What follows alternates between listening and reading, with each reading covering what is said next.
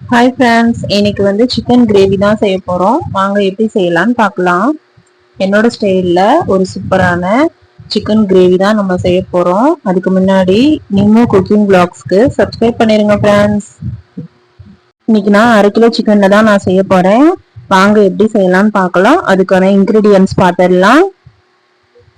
அதுக்கு வந்து அரைக்கிறதுக்கு 1 ஸ்பூன் சீரகம், 1 ஸ்பூன் சோம்பு, பட்டை, கிராம்பு, ஏலக்காய், மிளகு, அதுக்கப்புறமேட்டு பொட்டுக்கடலை இதெல்லாம் சேர்த்து அரைக்கிறதுக்கு வச்சுக்கலாம். நான் 1 கப்பு சின்ன வெங்காயம் எடுத்திருக்கேன். இதுவும் அது கூட சேர்த்து அரைச்சிக்கலாம். தக்காளி ஒரு 3 தக்காளி கிட்ட கட் பண்ணி வச்சிருக்கேன். பச்சை மிளகாய் எடுத்திருக்கேன். அதுக்கப்புறமேட்டு இஞ்சி பூண்டு பேஸ்ட் எடுத்திருக்கேன்.